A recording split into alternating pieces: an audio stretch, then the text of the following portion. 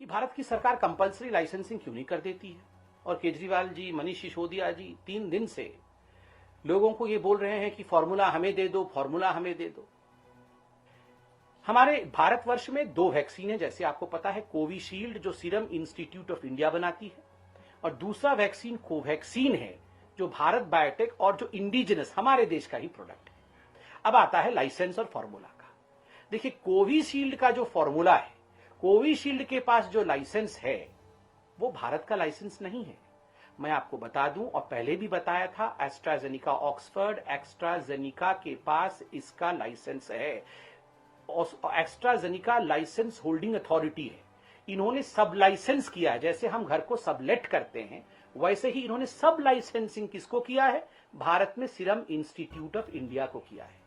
क्या serum institute of India अगर चाहे तो इस फॉर्मूला को, इस कॉन्ट्रैक्ट को, इस लाइसेंस को किसी और कंपनी को दे सकती है क्या? नहीं दे सकती है, क्योंकि उसके पास लाइसेंसिंग अथॉरिटी नहीं है। उसका जो भी इंटेलेक्चुअल प्रॉपर्टी राइट है वो एस्ट्राजेनिका के पास है, जो विदेशी कंपनी है, एक ब्रिटिश स्वीडिश कंपनी है, वो इंडिया की कंपनी नहीं है। क्या इंडिया इस लाइसेंस को कभी भी प्रोक्योर कर सकती है? ला सकती है, ला सकती है। कैसे ला सकती है? अगर WHO में, अगर यूनाइटेड नेशन में हम जाएं, संयुक्त राष्ट्र में जाए, एक ट्रिप्स की संधि होती है।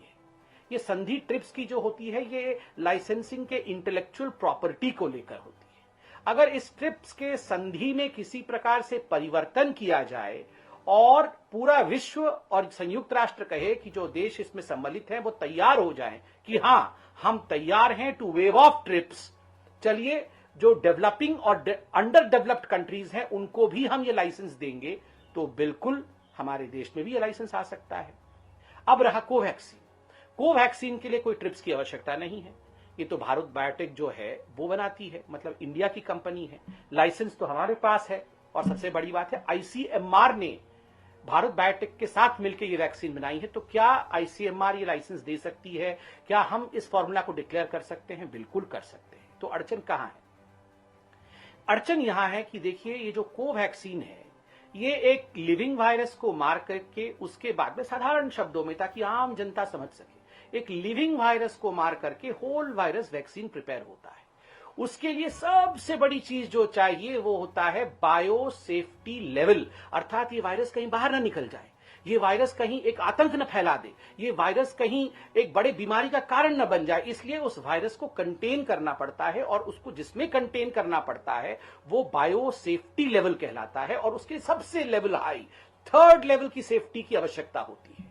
और ये केवल और केवल भारत बायोटेक के पास है। पेनेशिया एक कंपनी है, उसके पास भी ये बायोटेक जो सेफ्टी का विषय है, जो बायो सेफ्टी लेवल 3 है, वो उसके पास है।